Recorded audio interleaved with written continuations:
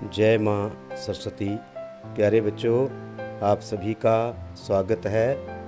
और आज हम आपकी किसी किताब के पाठ मानवीय करुणा की दिव्य चमक को पढ़ेंगे, जिसको हमारे हिंदी साहित्य के महान साहित्यकार, लेखक, कवि, उपन्यासकार सर्वेश्वर दयाल सक्सेना जी ने लिखा है।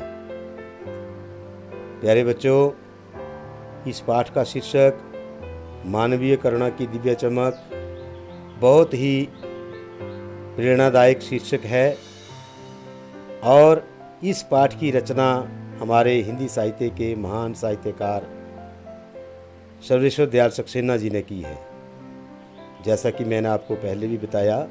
तो प्यारे बच्चों, आज सभी से पहले हम सर्वेश्वर दयाल सक्सेना जी के जीवन के बारे में जानने का प्रयास करेंगे, उनके बारे में जानकारी जुटाएंगे, जो कि इस प्रकार से है। सबसे पहले हम अपने आदरणीय लेखक सर्वेश्वर दयाल सक्सेना जी का जीवन परिचय लेंगे। बहुमुखी प्रतिभा के धनी साहित्यकार सर्वेश्वर दयाल सक्सेना जी का जन्म 1927 में उत्तर प्रदेश बस्ती गांव में हुआ था। वहीं से ही हाई स्कूल की परीक्षा उत्तीर्ण करने तथा क्वींस कॉलेज वाराणसी में अध्ययन करने के बाद एमए की परीक्षा इलाहाबाद विश्वविद्यालय से उत्तीर्ण की और ऑडिटर जनरल कार्यालय से नौकरी की शुरुआत की। इन्होंने अध्यापक, क्लर्क के रूप में काम करने के बाद आकाशवाणी में सहायक प्रोड्यूसर पद पर भी काम किया। इन्होंने साप्ताहिक पत्रिका दिनमान का उपसंपादन तथा प्राग नामक बाल पत्रिका का संपादन भी किया। इनका निधन सन 1984 ईस्वी में हुआ। तो प्यारे बच्चों, ये सर्वेश्वर दयाल सक्सेना जी के जीवन के बारे में संक्षिप्त सा परिचय था कि हमारे सर्वेश्वर दयाल सक्सेना जी बहुत ही उच्च कोटि के साहित्यकार रहे हैं। इनकी रचनाओं में एक विशेष प्रकार की प्रेरणा हमें मिलती है। ये बहुमुखी प्रतिभा के धनी भी रहे हैं। बहुमुखी की प्रतिभा का मतलब बच्चों यहाँ पर होता है ऑलराउंडर, जिसको आप अंग्रेजी में कहते हैं, सर्वगुण संपन्न। ठीक है। तो इनका जन्म 1927 ईस्वी को उत्तर प्रदेश के बस्ती गांव में हुआ था। वहीं से ही, उसी गांव से ही इन्होंने अपने हाई स्कूल की जो परीक्षा थी वो उत्तीर्ण की। उसके बाद वहीं से ही इन्होंने जो क्वींस कॉलेज था वाराणसी में, वहाँ से अपना अध्ययन किया, आगे की पढ़ाई पूरी की। उसके बाद इन्होंने एमए की परीक्षा जो थी वो इलाहाबाद विश्वविद्यालय से उत्तीर्ण की। अब बच्चों, हाई स्कूल में 10वीं तक की पढ़ाई होती है और कॉलेज में जो था वो उससे के आगे की पढ़ाई जो है वो होती है, जिसमें बीए वगैरह आ जाती है। और उसके बाद जब आदमी बीए कर लेता है, ग्रेजुएशन कर लेता है, स्नातक की उपाधि ले लेता है, तो उसके बाद वह एमए आदि करता है। तो प्यारे बच्चों, ये सर्वेश्वर दयाल सक्सेना जी के जीवन के बारे में संक्षिप्त परिचय था। अब हम इनकी रचनाओं के बारे में पढ़ेंगे। तो सर्वेश्वर दयाल सक्सेना जी लेखक होने के साथ साथ उच्च कोटि के कवि भी थे। एक महान कवि वो रहे हैं। उनकी अच्छी कविताएं हैं जिन्होंने समाज में अच्छी प्रेरणा का काम किया है। तो उनकी हम कुछ एक मुख्य रचनाओं के ऊपर प्रकाश डालेंगे। सबसे पहले हम लेंगे कहानी संग्रह। तो उसमें सबसे पहले आएगा लड़ाई, उपन्यास पागल कुत्तों का मसीहा, सोया हुआ जल। कविता संग्रह में आ जाएगा काठ की घंटियाँ, क्वानो नदी, जंगल का दर्द, खूंटियों पर टंगे लोग। नाटक में बच्चे आ जाएगा बकरी। और बाल साहित्य, जो कि आप बच्चों से संबंधित साहित्य है, उसमें उनकी रचनाएं हैं भौं भौं, खों खों, बतूता का जूता, लाख की नाक। और लेख संग्रह में इनका सबसे बड़ा लेख है चर्चे और चरखे। इसके बाद बेटे हम बात करेंगे साहित्यिक विशेषताओं के बारे में। तो सक्सेना जी का जो रचना क्षेत्र है वो काफ़ी विस्तृत रहा है, जैसे आपने देखा, पढ़ा, सुना। इन्होंने बच्चों से लेकर के प्रबुद्ध वर्ग के लिए रचनाएं लिखी हैं। उन्होंने तत्कालीन समाज में व्याप्त विसंगतियों और अव्यवस्थाओं पर भी चोट की है। प्यारे बच्चों, तत्कालीन समाज में व्यापक विसंगतियों और अव्यवस्थाओं से मतलब है कि उस समय लोगों के अंदर जो कुरीतियाँ थी, हमारे देश के अंदर, हमारे समाज के अंदर जो कुरीतियाँ थीं, जो गलत मान्यताएं थीं, धारणाएं थीं, परंपराएं थीं, उन सब के खिलाफ हमारे सर्वेश्वर दयाल सक्सेना जी ने लिखा, समाज को जागृत किया। आप देखते हैं कि हमारे समाज में अनेक प्रकार की कुरीतियाँ हैं, जैसे छुआछूत, अमीरी गरीबी और भी ना जाने कितनी ऐसी हमारे देश में कुरीतियाँ हैं जो हमारे देश के ऊपर कलंक हैं। तो उनको मिटाने के लिए, उनको दूर करने के लिए हमारे सर्वेश्वर दयाल सक्सेना जी ने भी अपनी भागीदारी सुनिश्चित की।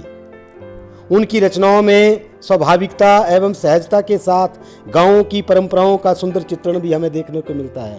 प्यारे बच्चों, आज तक आपने हिंदी साहित्य के जितने भी पुरातन कवियों के बारे में पढ़ा है तो उन सब ने अपने गाँव के, अपने देहात के जीवन के बारे में, उसकी सुंदरता के बारे में एक मार्मिक वर्णन, व्याख्यान कविताओं के माध्यम से, लेखों के माध्यम से आपने पढ़ा होगा, देखा होगा, सुना होगा कि वो लोग जो हैं वो अपनी माटी से बिल्कुल जुड़े हुए होते थे और वास्तविकता से भरी चीज़ें जो थे वो लिखा करते थे।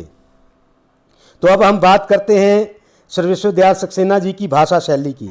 तो प्यारे बच्चों, सक्सेना जी की भाषा अत्यंत सरल, सहज एवं लोक भाषा की महक लिए हुए हैं। उन्होंने अपनी साधारण और सामान्य भाषा के माध्यम से असाधारण अभिव्यक्ति बड़ी सफलता से की है।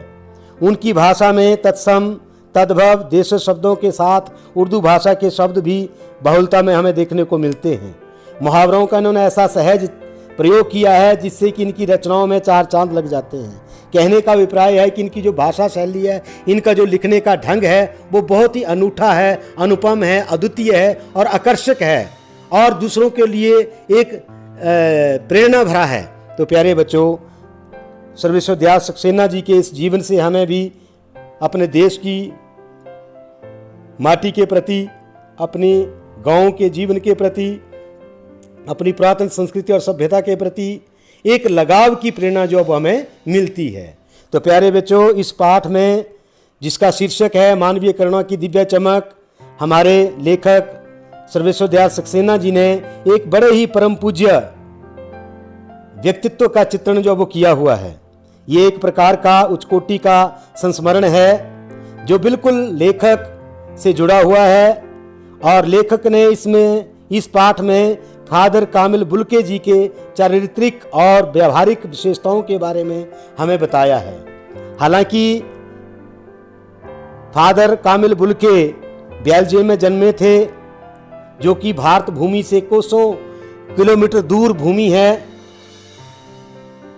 जिसमें भगवान यीशु मसीह का जन्म हुआ था।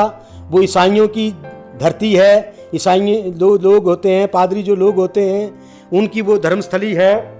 तो इस प्रकार वहाँ जन्मे वो फादर बुल्के और उन्होंने अपनी कर्म भूमि भारत को बनाया। एक बहुत ही अनूठा यहाँ पर चित्रण जो वो देखने को मिलता है कि किस प्रकार वो एक ईसाई व्यक्ति, अपनी ईसाई धर्म को मानने वाला, उस धर्म के अनुसार जन्म लेने वाला, बेल्जियम में जन्म लेने वाला, जहाँ पूरे जो वो ईसाई हैं, भारतीय संस्कृति की वहाँ कोई छाप नहीं है, परंतु वो जब भारत में किसी कारणवश यहाँ पहुँच जाते हैं आकर के, तो वो पूर्ण रूप से भारतीय हो जाते हैं। भारतीय जो संस्कृति है, सभ्यता है, रीति रिवाज हैं, परंपराएं हैं, उन सब में वो डूब जाते हैं। उनको हमारी संस्कृति से, हमारी सभ्यता से बहुत ही लगाव हो जाता है। वो भारतीय शादियों में, जन्मदिनों के उत्सवों में और तीज त्योहारों के ऊपर जो थे वो बिल्कुल जैसे एक आम भारतीयवासी, एक हिंदुस्तानी उनमें शामिल होता है, वो भी उसी प्रकार जो थे वो उन पर्वों में, उन उत्सवों में शामिल हो जाते थे। उनकी वेशभूषा जो थी वो भी साधुओं जैसी थी, लंबी दाढ़ी थी, लंबा चेहरा था। तो मतलब कुल मिलाकर के बोलने का मतलब ये है कि हमारे जो फादर कामिल बुल्के थे वो पूर्णतया जो थे वो भारतीय बन गए थे। उनके तन मन में जो था वो भारत की जो परंपराएं थी, रीति रिवाज थी, सभ्यता थी, उसकी छाप जो थी वो मन में बस गई थी और उसके ही अनुरूप वो जो थे वो कार्य करते थे। तो प्यारे बच्चों, यहाँ लेखक ने फादर कामिल बुल्के जी के साथ अपना एक आत्मीयता का संबंध जो वो यहाँ पर बताया हुआ है कि उनके साथ उनके एक प्रगाढ़ संबंध थे। वो आपस में बिल्कुल परिवार की तरह रहते थे। सुख दुख में फादर बुल्के जो थे वो उनके साथ आते थे। उनके बच्चों के जन्मदिन में, उनके जन्मदिन में, तीज त्योहारों में, सब में जो थे वो उनके साथ मिल करके जो है वो भारतीय परंपराओं का अनुसरण करते, उनको रीति रिवाजों के अनुसार उनको निभाने में उनकी भूमिका निभाते थे। और उसके बाद एक बड़े पंडित ज्ञानी की तरह जो था या घर के बड़े सदस्य की तरह, बुजुर्ग की तरह वो कार्य संपन्न होने जाने के बाद उनको आशीष भी देते थे, शुभ आशीष भी देते थे, आशीर्वाद भी देते थे, प्रवचन भी करते थे। और उनकी अधिकांश पढ़ाई जो थी बाद में हमारे फादर कामिल बुल्के जी की वो भारत की अनेक विश्वविद्यालय में हुई। अनेक प्रकार की डिग्रियां जो थी वो उन्होंने यहाँ पर प्राप्त की। जो आप अब जब आप इस किताब को पढ़ेंगे, इस पाठ के बारे में आप पढ़ेंगे तो आपको सारी जानकारी जो है वो किताब से आपको मिल जाएगी। तो मैं प्यारे बच्चों आपसे चाहूँगा कि आप ज़रूर किताब से इस पाठ को पढ़ेंगे और इन चीज़ों को देखेंगे। बहुत ही आनंददायी जो लेख है वो है, इसमें बहुत अच्छी प्रेरणा है, बहुत अच्छी अच्छी बातें जो हैं वो हमें जीवन उपयोगी बातें जो हैं, मानवीय मूल्य के ऊपर आधारित बातें जो वो हमें इस पाठ में पढ़ने को देखने को मिलेंगी। तो मेरे प्यारे बच्चों ने इस पाठ को इस किताब से ज़रूर पढ़ना है और जो बातें मैंने आपको बताई हैं वो आपने बड़े ध्यानपूर्वक सुननी है, बार बार सुननी है, उनको समझना है और फिर आपने इस किताब को पढ़ना है। तब जा कर के जो आपको इस पाठ के बारे में पूरी जानकारी जो वो मिल जाएगी। तो मेरी आपसे ये आशा रहेगी कि आप सभी बच्चे जो हैं वो मन लगाकर अपनी किताब से इस पाठ को पढ़ेंगे। और हमारे आदरणीय लेखक सर्वेश्वर दयाल सक्सेना जी ने जिस महान व्यक्तित्व के बारे में, यानी कि फादर कामिल बुल्के जी के बारे में जो बातें लिखी हैं, उनसे आपको अपनी संस्कृति की झलक देखने को मिलेगी कि किस प्रकार एक हमारा पाश्चात्य संस्कृति का व्यक्ति भारत में आकर के किस प्रकार हमारी संस्कृति को अपना लेता है, उसके साथ कितना प्यार करता है। आजकल के हमारे युवा वर्ग, हमारे नौजवान जो है वो अपनी संस्कृति से मुंह मोड़ रहे हैं। प्यारे बच्चों, हमारी संस्कृति, हमारे देश की महान संस्कृति बहुत पावन और पवित्र है, ये उच्च कोटि की है। इसके साथ इसकी मान्यताएं जो बड़ी प्राचीनतम हैं, हमें उन चीज़ों को समझना चाहिए, अपनी संस्कृति से प्यार करना चाहिए। तो यही बात जो वो फादर कामिल बुल्के के व्यक्तित्व से, चारित्रिक गुणों से, व्यवहार से जो वो हमें देखने को मिलती है। तो हम लोगों को भी अपनी संस्कृति से, अपनी सभ्यता से, अपनी रीति रिवाजों से, परंपराओं से प्रेम करना चाहिए। हमारे बुजुर्गों ने, हमारे पूर्वजों ने जो कथाएं, जो कहानियाँ, जो किस्से घड़े हैं, जो बनाए हैं, वो अन्यथा नहीं है। उनके अंदर सच्चाई है, उनके अंदर वास्तविकता है। तो हमें उन चीज़ों को समझना, उनको हमने अन्यथा नहीं लेना है कि ये संस्कृति, ये सभ्यता ऐसे ही है। प्यारे बच्चों, हमारी संस्कृति बहुत महान है। कहते हैं कि रोम मिस्र मिट गए जहाँ से, क्या बात है कि अस्थि मिटती नहीं हमारी। ठीक है ना, कि आज तक भी हमारी संस्कृति ज्यों की त्यों है। कितने आक्रमणकारी आए, कितने वर्षों तक हमारा देश गुलाम रहा, परंतु आज भी हमारे देश की मान्यताएं, परंपराएं, रीति रिवाज उसी सिलसिले से चले हुए हैं। आज भी हम रामायण को उसी श्रद्धा भाव से देखते हैं, महाभारत की कथा को वैसे ही देखते हैं, महात्मा कबीर की दोहों को भी उसी आदर के सत्कार से पढ़ते हैं, गुरु रविदास जी के जीवन के, उनके दोहों के, उनके पदों के बारे में उसी प्रकार सम्मान देते हैं। तो प्यारे बच्चों, यहाँ इस पाठ से हमें शिक्षा मिलती है कि हमें अपनी संस्कृति से लगाव रखना चाहिए। और जब आप इस पाठ को आगे पढ़ेंगे तो आपको और महत्वपूर्ण जानकारी जो वो इससे मिलेगी। तो ये छोटा सा सारांश इस पाठ के बारे में आपको मैंने समझाया, अपने सर्वेश्वर दयाल सक्सेना जी के जीवन के बारे में बताया। मैं उम्मीद करूंगा कि ये सारी बातें आपको समझ आई होंगी, आपने ध्यान से सुनी होंगी और आप बच्चे किताब से पढ़कर इस कुरान को और पक्का करेंगे। तो इस वीडियो में आज हम इतना ही पढ़ेंगे। अगली वीडियो में हम इस पाठ को और विस्तार से पढ़ेंगे, इसके प्रश्नोत्तरों के बारे में भी पढ़ेंगे। तो तब तक के लिए आप बच्चे जो हैं वो इस पाठ को पढ़ें। तो इसी के साथ जय माँ सरस्वती, जय हिंद, जय हिमाचल। आप सबका समय शुभ हो। जय माँ सरस्वती।